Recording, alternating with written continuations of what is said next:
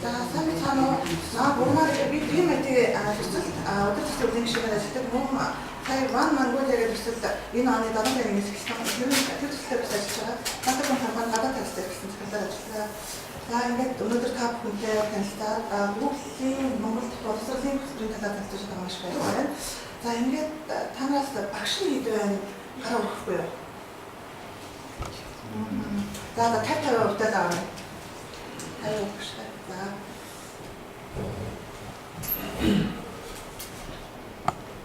За би өнөөдөр ерөнхийдөө Open Education Resource буюу боловсролын нээлттэй Creative Commons буюу одоо нээлттэй бүтээлч хамтын ажиллагаа болон Google-ийн боловсролын хөтөлбөрийн талаар танилцуулъя. За эхлээд боловсролын нээлттэй нөөц бидний монголчуудад яагаад хэрэгтэй вэ? Тэгэхээр та бүхэн мэдж байгаа нүүбийн хүний эрхийн түгээмэл сонголтын 16 зүйлс хүн болгон боловсрол хэрэгтэй. Мөн түүнчлэн асах болон дээд боловсрол хүн бүр тэмцэх боломжтой байх ёстой гэдэг чинь. Тэгэхээр тухайлбал одоо аслагдсан манай сум багуудад сурж байгаа оюутан сурагчид одоо өнөөдөр тухайлбал мөсөлтөд сурж байгаа оюутнуудын сурж байгаа одоо багш нарын шилдэг багш нараас сурж байгаа юм бол тусдаа ялгаатай байгаа. Тэгэхээр тухайлбал аслагдсан аймаг сум дүүргүүд болон Монгол бид нар байгаа тухайлбал Массачусетс технологийн сургууль байдаг юм уу, Yale-ийн сургууль байдаг юм уу, тэр сургуулиудын шилдэг багш нарын мэдээллийг бидний одоо оюутнууд яг орон зай хязгаарлагдахгүйгээр яаж сурч боловсруулах вэ? Тэгэхээр энд нь бол нээлттэй боловсролын нээлттэй нөөц гэдэг энэ хэрэгтэй байна л да. За тэгээд одоо 21-р зуунд бол ажлын байрны шаардлага эрэлт зэрэгтэй эрс хурдан солигдож байна. Тухайлбал одоо бидний Америкт жишээ авахад бол 6 жилд ажил мэргэжлээ тогтмол сольж байна гэсэн статистик судалгаа гарсан байна. Тэгээд тухайлбал одоо бидний залуучууд 18-аас 38 насны залуучууд 10 төрлийн ажил үүргийг насан туршдаа 10 төрлийн ажил үүргийг үүсгэх шаардлага гарч байгаа юм байна л да. Тухайлбал бидний аав эмээ өвөөнөр маань бол 1-2 мэргэжлийг маш сайн эзэмшээд түүгээрээ амьдралаа залгуулад явдаг байсан бол одоо 21-р зуунд бид нар олон төрлийн ажил мэргэжлийг үүсгэх шаардлагатай болж байна. Тухайлбал одоо нарийн бичгийн дарга мэргэжил байхад тэр давхар офис менежер гэдэг ч юм уу. За тэгээд онлайн төлбөр тооцоод мэддэг банкинг системийг мэддэг байх жишээтэй ч юм уу. Мэргэжлүүд маань бүргөөд ингээд уян хатан хүрэх чадвартай тийм байх шаардлага гарч байгаа юм байна. Тэгээд одоо ерөнхийдөө дотоодч төр гадаадч төр төгсөгчдийн ажил олгогчдын хэрэгцээг төгсөгчдийн одоо бидний чанар маань бүрэн гүйцэд хангаж чадахгүй байна гэсэн тийм мэдээ байгаа даа. Тэгээд OER буюу боловсролын нээлттэй нөөц гэж юу вэ гэхээр энэ нь бол интернетэд видео, зургийн хэлбэрээр болон тавигдсан одоо сурагч гарын авах байдаг юм ийм материалууд цаасан болон дахин хэлбэрээр нээлттэйгээр байршуулсан материалаа бид нэр интернеттэй боловсролын нээлттэй нөөц материал гэж нэрлэдэг байгаа. Үүнд бол зохиогч эрх зөрчигдөхгүй гэдэг жаа. Тэгэхээр интернет үүснээс өмнө зохиогч эрх гэдэг асуудал яригдаад бүх хууль зүйн журмын нүдэн зохицуулагдаад хангалттай байгаа. Тэгэхээр дараа нь интернет гэж юм гарч ирээд тэгээ интернетээр бид нэр материалуудыг дахин боловсруулж ашиглах гэх мэтлэнгээр зохиогчийн эрх зөрчилдсөн тийм материалууд гарч ирж байгаа. Тэгэхээр үүнээр бол боловсролын нөөцтэй нөөц материалын Creative Commons гэсэн асуудал бол энэ боловсролын нээлттэй материалууд гарч ирж байгаа. За ач холбогдол нь юу вэ гэхээр OER нь мэдээж үнэ бид дахин ашиглаж болно, ямар ч байдлаар ашиглаж болно, нэрийг нь дуудах хэрэгтэй, асуулт дуудахгүй шиж болно, асуулт ашигын байдлаар ашиглана, ашигын байдлаар ашиглах гэх мэтлэнгээр Creative Commons янз бүрийн тийм төлөвт тэрийг дараагийн хэлбэрээр. За ингээд OER-ыг бид нар энд ашигласнараа одоо нэг боловсролын хүртээмжийн тэгш байдал та болно гэж байгаа. Тэгэхээр одоо бид өмнө нь яриад өндөр чадвар бүхий багш нарын хичээлүүдийг монголчууд гэдэг юм уу. За эсвэл монгол багш нарын мэдээллийг гадны орноос суралцах болтойтой. Орон зай цаг хугацаанаас хамаарахгүй гэж байгаа. Тэгээд олон хүнд нэгэн тэр мэдээллийг түгэх боломж боломжтой. За тэгээд баг зардлаар өгчих боломжтой гэдэг юм шиг. Тэгээд захин архив өгөх нь үүгээр сургалтын технологи шинжлэх боломжтой гэсэн ашиг бодлого. Тэгээд боловсролын нээлттэй нууц нь яаж үүссэн гэдэг товч яриа. Ерөнхийдөө энэ концепт нь бол 2002 оноос эхэлж анх генер томьёо гарч ирсэн байна. Тэгээд хамгийн сүүлд тэр Парис дахь ЮНЕСКОгийн боловсролын нээлттэй нууцын дэлхийн програм болсон үүгээр бол томхоглол гарч ирсэн байгаа. Тэгээд дараагийн слайдтай. Энэ томхоглолыг би товч нэг удаад өнгөрөж бодож байна. Ерөнхийдөө энийг бол ийм зөв хэмжүүлэх байгаа гэдэг ойлголтыг түгээн дэлгэрүүлнэ, чадварыг сайжруулж орчныг бүрдүүлнэ, боловсролын нээлттэй нууцыг хөгжүүлэх стратеги болгож бэхжүүлэх, нээлттэй лицензийн талаарх ойлголт хэрэглэдэг дэмжих, үндэсний хэл соёл онцлогийг харуулсан хөгжүүлэх. Тэгээд хамгийн гол нь төсвийн санхүүжилт дээр хэрэгжсэн аливаа материал, ном, хэвлэл, тохиолдол зэрэг зүйлүүд нээлттэй байх хэрэгтэй. Тэгэхээр бид нэг Монгол төслийн хүрээнд боловсрол шинжлэх ухааны яамтай хамтраад нэг хэл гээд төслийн үйл ажиллагааг хийсэн байгаа. Энэ нь тухайлбал Монгол Судрах хэвлэлийн газраас хэрэгжсэн монгол хэлний 8 тал бичгийг интернет нийтэд түгээн байршуулахаар онлайн хэлбэрээр байршуулахаар боловсрол шинжлэх ухааны яам бол энэ интернет эрхийг аваад ялангуяа оюутан багш сурагчид судлаачнаас бол нээлттэйгээр хөтөлбөрлөх юм ажил гэрээний түвшинд явагдаж байгаа. Тэгээд оны дараа нэг цаг ихэд бол энэ 8 тал монгол хэлний 8 тал бичиг бол одоо интернетэд онлайнаар тавьж эхэлнэ. Тэгээд хэл гэдэг юм чинь одоо захин засагдаж сайжруулна, судлаачид хэлний их хэл шинжилгээний мэргэжлэн бүгдийг нь хөгжүүлж сайжруулна гэх мэтлэгээр тэр бол онлайн байдлаар хөгжиж явах болцоотой. За боловсролын нээлттэй нууц материалын энэ Монгол үйл ажиллагааг анх 10 оны 10 сард нөгөө DMIT гэдэг төслийн хүрээнд энэ нь бол нөгөө IDRC гэдэг Канадын судалгааны төвийн нэмжлэгтэй боловсролын нээлттэй нэг сурвалж гэдэг үндэс семинар дээр цааваа удаад хүндэд танилцуулсан байгаа. Дараа нь 11 онд 11 онд нээлттэй өгөх нээлттэй засаг боловсролын нээлттэй нууц материал гэсэн семинарыг зохион байгуулсан. Тэгээд энэ семинар арга хэмжээг зохион байгуулсны үр дүнд одоо гоор Монголд бол Creative Commons боловсролын нээлттэй нууцын эрхийг аваад 3-аас дээш вебсайтууд ажиллаж байгаа. Тухайлбал одоо DreamIT вебсайт байгаа.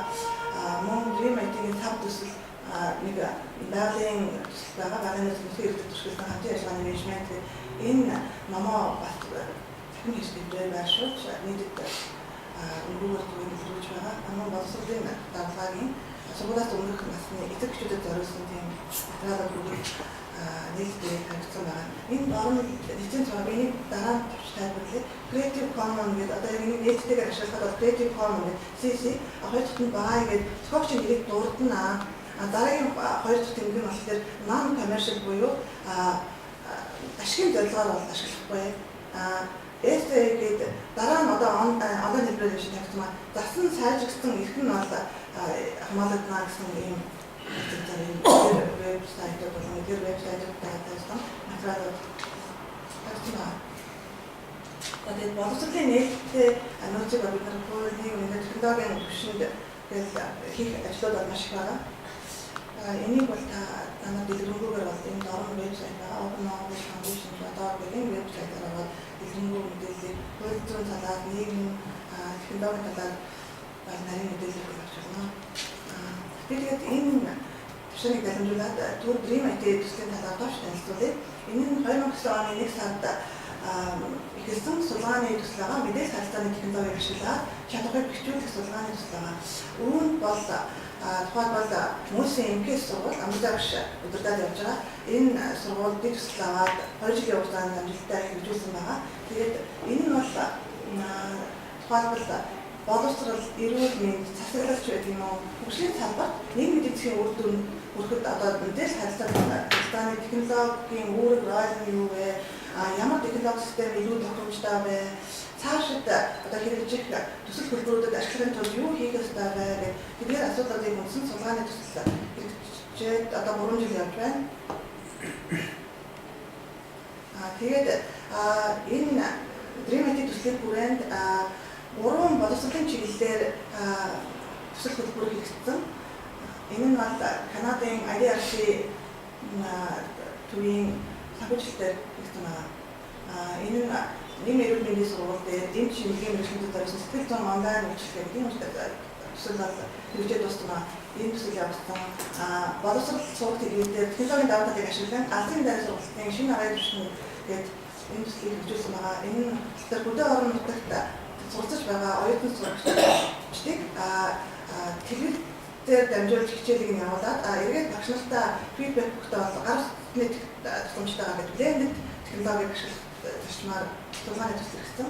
Тэгээд би энэ тодорхойлсон байгаа. Энэ нь бол амар зай багшуудад танаа сургуулийн МКС дээр програмчлал болон мэдээлэл холбооны технологийн хичээл өдрийг боловсрол болгоно гэдэг судалгааны төсөл хэрэгжсэн.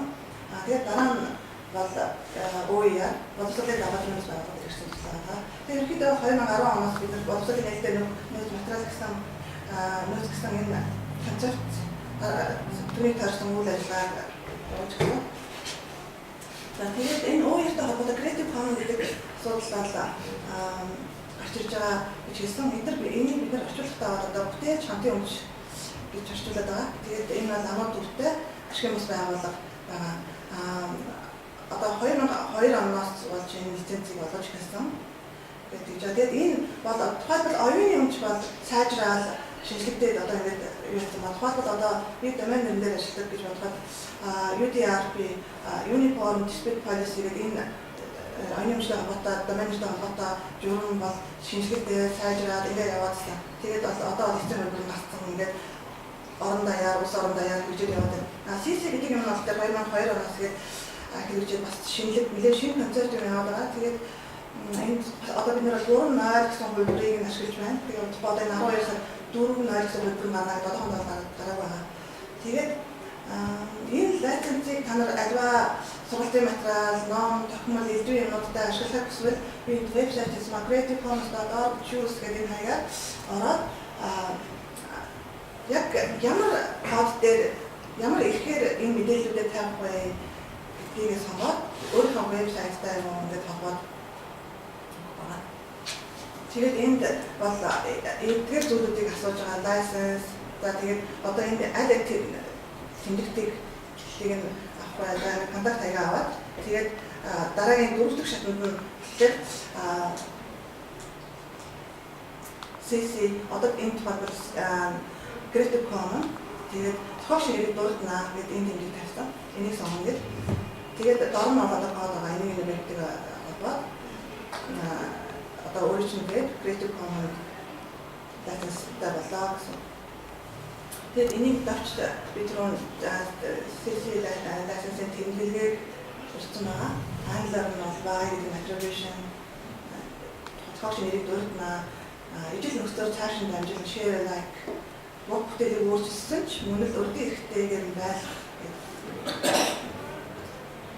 Тэгээд ерөнхийдөө бол одоо дэлхийн нийтээр эдгээр 6 хөлбөрийг бол түгээмэл ашиглаж байгаа. Дангаар нь бол цогц нэрийг дурдна. Эсвэл share like эсвэл бүх бүтээлийг өөрчилж юусаа болох байгаа болдог бас энийг хэлээд байгаа. Цогц нэрийг дурдаад өөрчилж болох байгаа. Дараагийн нь болохоор non commercial юмуд ерөөсөө энэгээр нь ашиг олж болохгүй. Энэ нь бол одоо тухайлбал одоо боловсролын яамтай хийж байгаа гэрэн дээр бол энийг ялангуяа юу яаж байгаа. Тухайлбал нөгөө Монголын тайпчгууд бол ингээд өөрчилсөн ч ирэх нь олгортой ихээр эзэмшнэ гэсэн байлаа. Тэгээд тохиолч ихээр дурднаа гэсэн байлаа. Энэ тэмдэгтэй гэсэн байна. За Creative Commons Монгол салбарын талаар давчдгүй дээ. За эндээс бол бидний гол зорилго нь бол Creative Commons гэдэг одоо 100 гаруй орнд салбарууд нь байгуулагдсан байна л да. Тэгэхээр бид нар Монгол салбарыг байгуулахад ажиллаж байна. Мөсийн хуудсан сургуультай мөн хуулийн яамтай энэ чагадартай за энэ дээр нь одоо бидний хийхэд юм төрөлсдөг боловсрол хувийн байгууллагуудад мэдээлэл цогц ирэх бүхий ажил судалгааны тайлбар баримтгаар боловсролын боловсрол дэвшдэг зөвлөж нээлтээр дэмжлэг үзүүлнэ. Энэ төрлийн боловсролын зүгээс тэгээд мөн энийг бас тодорхойлоод үзэхэд ерөнхий боловсрол болон төрийн үйлчлэлийн салбарт боловсролын нээлттэй нөөцийг бий болгох, олон хэрэглэх бодлого зохицуултыг шинжилэн сайжруулах дэмжлэг үзүүлэх гэж байна. Тэгээд одоо энэ тохиолдолд ялангуяа багш нар бизнес гишүүд энэ CC буюу нээлттэй хэсгийн талаар мэдлэг түгээх, хэрэглээг дэмжих гэдэг жоо. Тэгээд энэ хэрэглээг дэмжих ажил дээр бол төр нэлээд төлхөө дэмжлэг үзүүлэх болоод байгаа юм л да. Аль ч орны туршлага дээр. Тэгэхээр бид нар бол бас төрийн байгууллагуудаа ажиллаж байгаа.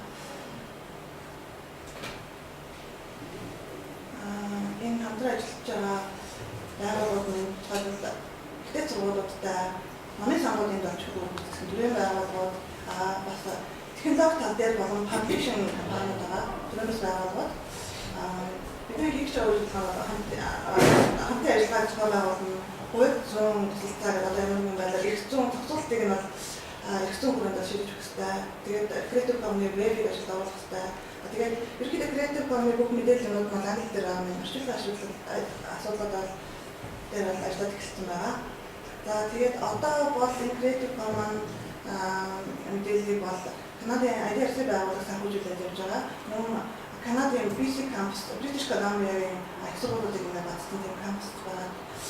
Тэднийх дэмжиж явж байгаа. Тэгээд мэдээж креатив компани дотор хүмүүс байгууллага байгаа UNESCO-гийн мэдээлэл боловсрол мэдээлэл технологийн институт хийж байгаа.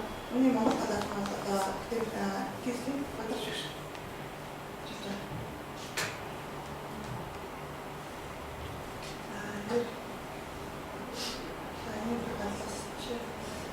Энэ ерөнхийдөө бас Википедиа бас нээлттэй тушмаар явагддаг. Ялангуяа боловсролын салбарт Википедиа гэдэг бид чинь энэ бол контент юмнууд маань нээлттэй.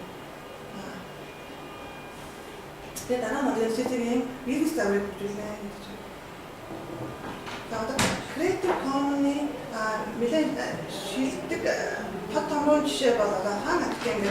Сарман хааны Нас уудаа бас энэ дээр хичээлүүд байгаа. Энэ хичээлүүдийг орчуулгын ажлууд явуулаад эхэлсэн. Энэ талаар хаана активийн талаар мэдээлэл өгөх юм уу? Хараа өгөх. Ахваа байна. За би өнөөдөр 13 цагийн алтаа хаана активин дээр байгаа тоог авсан. 219 сая 941 хамтаа авсан. Хичээлүүд энд тавьсан байна. Тэгээд би дор нь энд юу яриалаа хүмүүсийн инвестер амттай шийдэлдээд оюутнуудын хичээлүүдийг монголчлоод өтгшүүлсэн байна. Тэгээд энэ хаан системд бол ерөөсөө платформ YouTube ашиглан ашиглаад гэдэг. За энэ дээр бол аудио видео аудио материалууд байгаа. Хичээлүүдийн практик дасгал юм байгаа. Тэгээд бид нэр хичээлийн танхимаар бол суралцаад үүнээсээ гадна бол мэдээлэлээ маш богино хугацаанд тухайн концепт хичээлийн агуулга юмудаа яаж танилцгаа энэ бол хаан актив бол маш ашиг бүгдээ амархан энгийн байгаа юм л да. Тэгээд ерөөсөө бүх хичээлүүд илүү юмуд нь ерөөсөө 15 минут баталсан. Тэгээд энэ дээр бол яаж бүрийн сургуулийн материалууд одоо математик, байгалийн ухаан, шинэ физик, биологи, сансар судлал, одоо компьютер технологи тэгээд мөн одоо нөгөө TOEFL, SAT, GMAT-ийн шалгалтууд хэдэн бэлдэх вэ?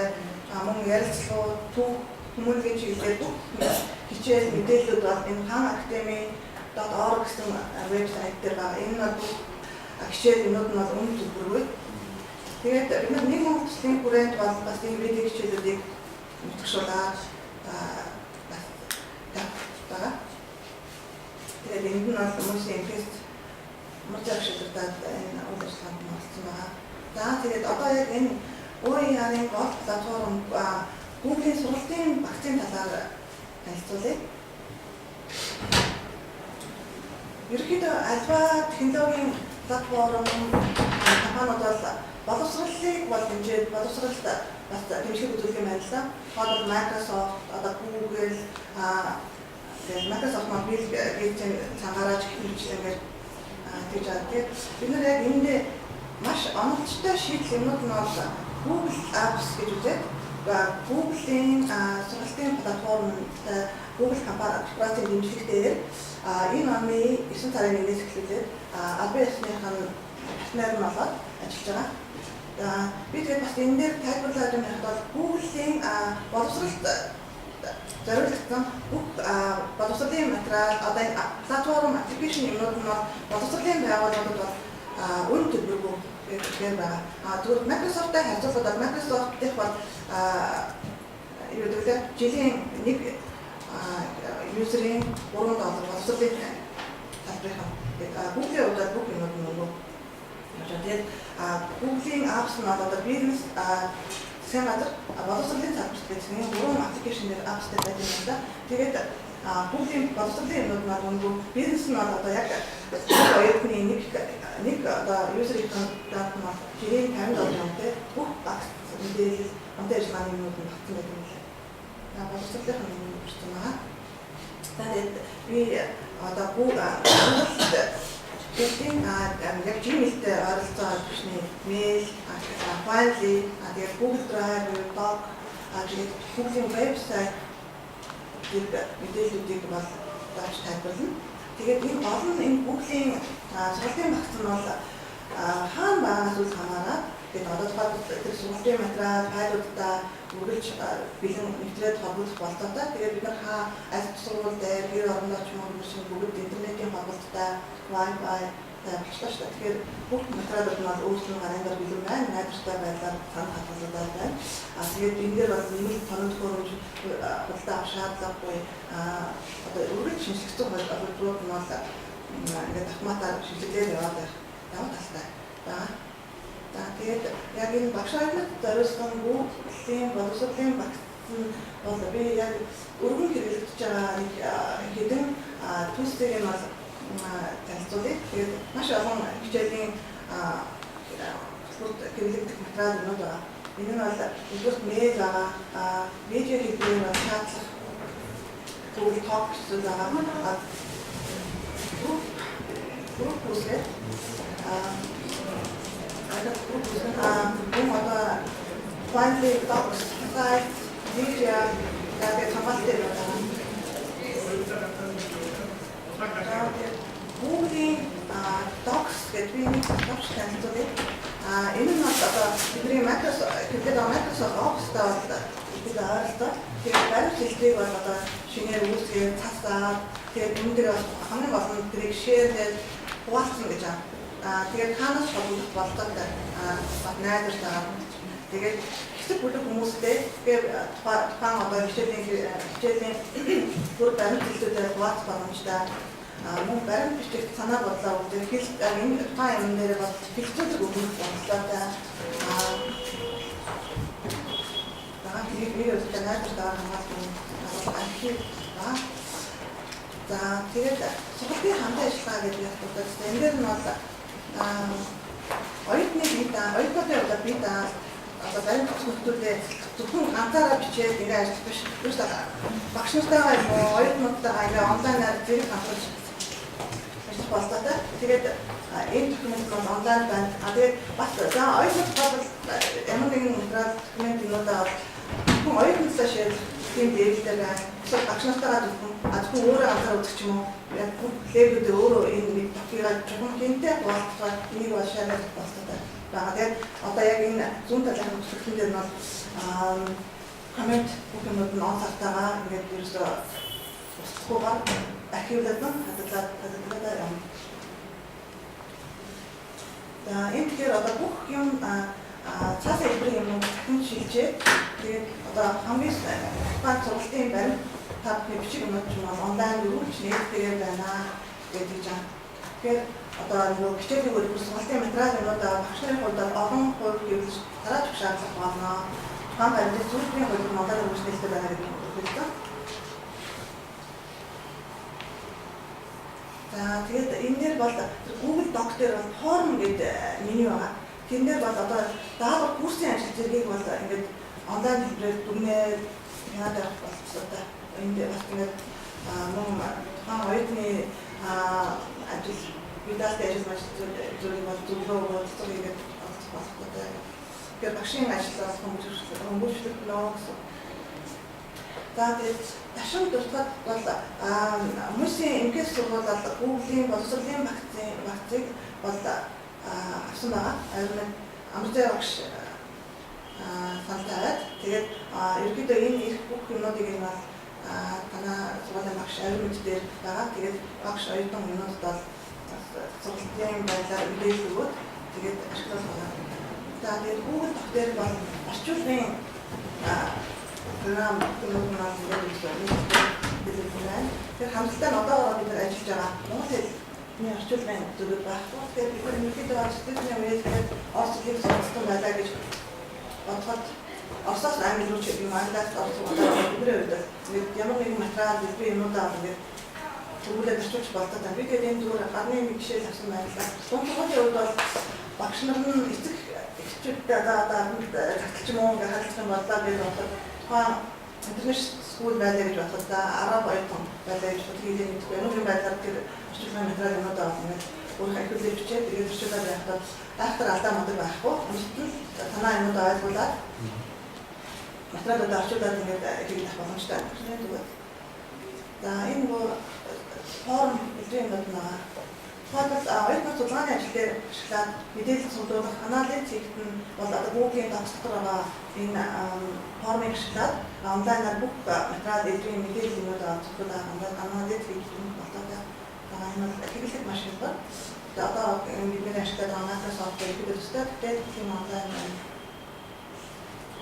За энэ тухайд зүгээр жишээ авсан байна. Энэ хичээлийн үнэлгээ Баатар бид оюутнуудын хувьд төлөвлөж ирсэн байна. Багшныхаа хичээлийн үнэлгээ энэ одоо үнэлэх хэрэгтэй. Тэгээд энэ бол зүгээр гадны нэг дунд сургуулийн туршилтын хашраа үнэлж байдаг юм ийм юм байна. За эсвэл санал сургууль явуулах юм уу сургуулийн хэмжээнд хэмжлэгээ зүйлэрээр ашиглаж болж байна. За одоо Google календрын талаар дадаач төрдөө. Энэ нь бол за би нэг бодчих. Одоо бид бүх сургуулийн хэмжээнд ингээ интернет хэлбэрийн юмнуудаар хамтдаа гэж үзэхэд бол лекцээр хичээлийн хуваар уудалтын тавуудаа бол бид нэр энэ Google-ийнхаа өөрийнхөө аккаунт дотор ингээд суулгаад өчгөд эргээд SMS-ээр мэддэгч юм уу хэмжлэгээр зэндүүлээд ирэх байна. Тэгээд мэдээж тухайн календараа бол тухайн сонирхлын бүлэг найз нөхдөйгөө хуваалцсан агуугаар бол бүр сургуулийн хэмжээнд хуваалцаж өгчрөө эсвэл оюутнууд зөвхөн найзуудаа багш нараа үзэхгүйгээр ч гэдэг ч юм уу ер нь бол левелээр энэ календараа бол ихэнх яах шийдэл байна. Энэ болцоо амьд нь нийлдэг байна. За энэ уудад тавлах гэдэг нь бас хэрэглэхэд маш хялбар. Миний талаар минутаа бичээд тэгээд дараа нь нөгөө сануулгах алерта хэдэн минутын яг нөгөө тухайн хичээлээсээ ч юм уу тухайн ивентээсээ хэдэн минутын өмнөх байх. Энэ алерта гэдэг байна. За одоо Google Token талаар тавьчихдаг тийм. Энэ бидний одоо ашиглаад байгаа Yahoo Messenger тэртээ бол төстэй. Гэтэ илүү болцоотой. Ялангуяа зайны сургалт хийхэд болцоотой. За энэ нь бол текстээр болон дуу хоолойгоор чадлаа гадна төрсөөрөө чанар төвшөнд хангаж ажиллах болцоотой байгаа. За бид дараа нь энэ токен талаар яг яаж ашиглах тэр нэг юм шиг гэдэг нь дараа нь хэлээ. За одоо Google сайт талаар энэ тэгээд би энийг ингээд энэ меню түүсүүдийг ингээд дурдаад байх гэхэд аккаунт бүрэн одоо бид нэр за импресийн тоог би санах байна.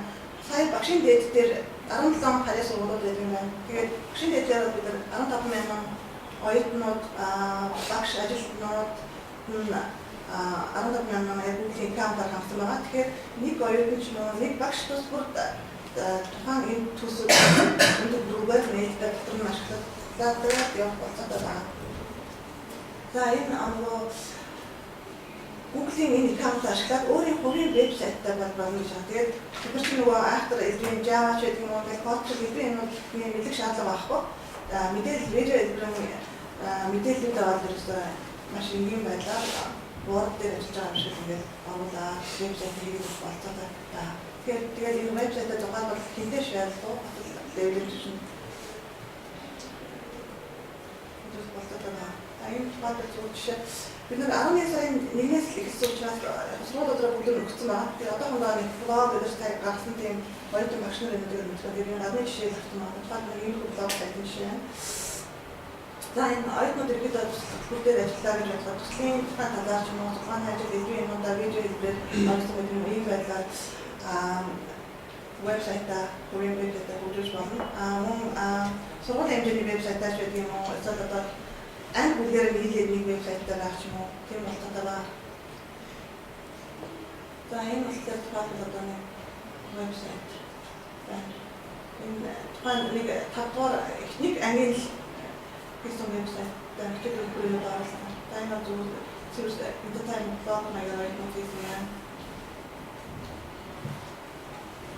За тэгээд видео хэлбэрээр одоо яг энэ аккаунтаараа дамжаад ерөөсөө Google-ийн өөрийнх нь бас нэг продакт үйлчлэгээ YouTube. Тэгээд түүний бид нар өмнө нь дуудаад өнгөрсөн хан актем бас Google-ийн YouTube-ийн платформ дээр бүрэн зөвлөсөн байгаа. Тэгээд YouTube дээр бол яг энэ аккаунтаараа дамжаад YouTube нь бол багш нарт зориулсан видео хичээл бүх сургалтын материал бүх юмуд нь энэ дээр байгаа. Мөн бас YouTube student гэдэг бас оюутнуудад зориулсан видео хэлбэрийн бүх мэдээлэл юм бол бэлэн байгаа. Тэгээд энэ бол танаар аваад үзээрэй. Тэгээд өөрийнхөө хичээлийг нэмж болно. Яг өөрийнхөө тухайн хичээл концепттэй холбоотой мэдээлэл юмуд авч болно. Үүнчлэн энэ камераа авсан үзэн юм чи бүх юмд нь ахиулаад татгалзаад яваа. Тэгээд нэг аккаунт бас танаа бас нөгөө юмуд нь эзэн нөгөө memory эзэн юмуд дуусна гэж санаад авах юм байхгүй. 25 GB-ийн танаа нэг оюутны багшлаас энэ камераа авч байгаа. Тэгээд нууцлын төвшин бол энэ дээр бол Mirror server хэдэн mirror server гэдэг зэрэг ажил байгаа. Тэгээд ерөнхийдөө технологийн юмнууд нь cloud дээр явагдаж байгаа. Тэгэхээр нууцлал авдаг гэж юм уу? Остод нь алуу болно гэсэн асуудал байхгүй. Бид энэ мэдээлэл юм зүгээр Google вебсайт дээр бас мэдээлэл юм гэж шүү. Тэгээд бүх юм backup нь. За тэгээд ерөнхийдөө Google-ийн энэ боловсролын багцын даваа талууд энэ өмнө ярьсан юмнуудыг би батаад ингэ ярьлаа. Оюутан сурагчдын хувьд гэж байна. Тэгээд танаа сургууль дээр өөрийн шинэ домен нэрээр энэ багцыг ингээд Gmail суурилсан энэ имэйлийн хамтаар бүх зүйлс юмнуудыг нэг хандаж байгаа. Мэйл мэдээж анти-спам хамгаалалттай байгаа. За тэгээд чанарын бүлгээрээ холбогдож ингээд мэдлэг мэдээлэлтэй хуваалцах туслах судалж болно гэж байна. Хичээлийн ангиарч байдаг юм уу, спорт хобби энэ чанарын бүлгээр захираа хүний нөөц хүчлэгээр явуулаад байж болно. За хичээлийн материалуудаа за слайдер байж болно. Тэгэхээр ингээд мэдээлэлээр нийт тараах гэх юм түрүү зүйлүүд ингээд хамтдаа ашиглах болцоотой байгаа. Хоорондоо видео текстийн хэлбэрээр чатлах боломжтой. Энэ гайны сургалтыг байгуулж болно. За багш нарын хувьд бол даалгавар курс тийм ажил зэрэг дөрөвдөд хялбар болно. Языг хийх боломжтой. Тухайн оюутныхын тухайн ангийн ажилчид курсын ажил эдгээр юмудаа ингээд онлайн тавиад явчихвал тухайн оюутны бол ингээд стад юм надад өгөөд явчихна. Тэгээд нэг бүр ингээд оюутны хүмүүсийн төлөвлөж ажиллах шаардлага байхгүй байна. Тийм нэг зүйл байна та. За модерн зурцхан орчуулсан нэг зүйл гэж байна. Тэгээд өөрсдөө гарын авах юмдаа эдгээр юмудаа зөвшөөрөх нээлттэй хөтөлбөртэй гаргаж болно. За тэгээд өмнө хэлбэрчлэн канал дээр аккаунт өөр шинэ домен нэрээр хандаад аккаунтуудад авах болно. Бид нэр арайтай ярьсан байгаа оюутны үнэлгээний нэрээр одоо ингээд латиндад имэйлийн хайп юудаг юм гэсэн байна. Тэгэхээр хандах аюулгүй мэйлчийг smscs.edu.mail энэ вебсайтаар хандаад энэ tools боловсролын сургуулийн багцаа хандаж орно. За тэгээд мэдээж мэйл дагалдна гэдэг байна. Тэгэхээр та бүхэнд бол өөрийн чинь нэр @sms гэдэг имэйлтэй байна. За энэ нь одоо 25 GB-ийн өмнө дутагдсан ийм memory байна. За энэ нь тэгээд түрүүний дурдчихлаа. Online office гэдэг одоо Google Docs гэдэг ашиглаад энэ мэдээллүүд нь байна. Chat, видео, conference гэдэг энэ тохиолдол байна. Тэрс орно гэдэг чинь. Тэгээд энэ дээр бол хамгийн түрүү хэлсэн мэрисээр олон нэгэн төрөлд ажиллаж байгаа бүх надад аадлын юм шиг Google дээр ажиллаж байгаа. За энэ бол бид нар One Mongolia гэдэг би нэг Монгол дээр ажиллаж байгаа гэсэн энэ нь Open Net for Education гэдэг туслаа. Энэ өөрөө бас боловсролын чиглэлийн төсөл учраас энэ Google Education дээр хэм аваад орсон байна. Тэгэхээр тухайн энэ би One Mongolia-гийн битэрч ороод тэгвэл жишээ логого өөрийн болгоод ирэх гэж байна. Энэ тухайлбал OBS дээр байгаа аккаунт. OBS тухайлбал боловсролын сургуулийн лого орсон байна. Тэгээд яг ингээд анх нэгдэхэд бол мэдээж яг бидний ашиглаад байдаг Gmail-тэй мэйл нэгдэн. Тэгээд та нар дээр ингээд харж байгаа бол энд юу гэдэг одоо энд яг өөрийн болгож Google Class-ийн үйлчилгээ байгаа. Хай за зураг эдгээр юмуд одоо нөгөө онлайн office гэдэг Google Docs гэдэг Drive гэдэг байна. Groups за тэгээд мэдээж map эдгээр юмуд байна. Мэдээлэл демо гэдэг энэ маш тийм мэдээлэл байна. Нөгөө одоо орчуулдаг өөр миний дуртай олон зүйл байна. ороод танилцаарай.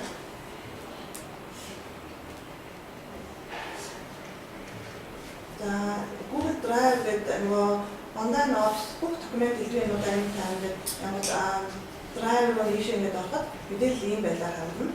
Тэгээд бүх документ хэлбэрүүдээ энэ дээр хадгалаад байж болно. Яг чухал хинтээ шаардлагагүй тэрийг нөгөө имэйлийн нөгөө бас документээр шаардаж болно. За документ үүсгэж create нөгөө үүсгэн за ишээ би нөгөө документ ийм юм хэлбэрийн миний өмнө ярьсан санал зураг боц форм хэлбэрийн форм байна. Тэгээд нөгөө PPT шит хэлбэрийн нэг дээр ямар файл үүсгэх ямар байр хадгалах юм гэж байна. За мэдээж тэгээд ашиглахад бол зүгээр ридаал гэдэг ингээд хахад одоо бидний яг уламжлалаар ашиглаж байгаа Word-ийн Microsoft Word-ийн тавтайлсан. Тэгээд онлайн ашигласан.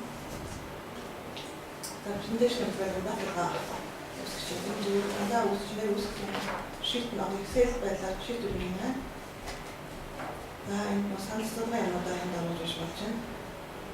Энэ бол саналцуулгач юугаа тавьдаг яах вэ гэдэг нь тэгээд анализ дүгнэх болцоотой байна. За зүгэх юм. Finally энэ гэдэг нь жишээ болгоод авсан байсан юм. Тэгээд үрчин мэдгээд явж байна. За remind тухайн ивент эхлээс өмнө 10 минутын өмнө мэдээлнэ гэдэг нэг мэдээлж байна. За бүгдийнх нь одоо өөрийн хүрээ вебсайттай HTML-ийн код хэлбэрээр ашиглаж байна гэдэг. Энэ нь бас маш линк үүсгээд, ланк темплейт үүсгээд, за сайтынхаа нэрийг үүсгээд ингээд та орж үзээрэй ашиглах хэлбэр өөрийнхөө вебсайтыг үүсгэж байна. За энэ нөгөө сонирхлын группээр тухайн аккаунт дээр за өөрөө яг тухайн би инвесторээс дийлэнх нь мэдээ технологиор суралцж буй болон багш цэцлаач байднуудаа тэгээд компьютер групп шиг юм шиг ороод яваад төсөл хөтөлбөр Google-ээс зарж байгаа элдэн шинжилгээ мэдээлэл бүх юмуд надад энэ дээр байна. За энэ мэдээж гарц шиг контакт мэдээ бүх мэдээлэл элдэн юмуд орж болно. Тэгээд энэ бас гарцтай болж болно.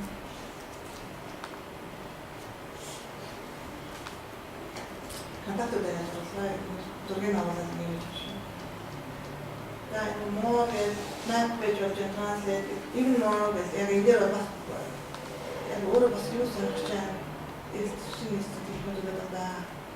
Log за энэ юм фото гарцтай шиг модаль хавтан. За maps гэдэг энэ да та өөрийнхөө юмд бааш гэдэг юм даа санаж байна.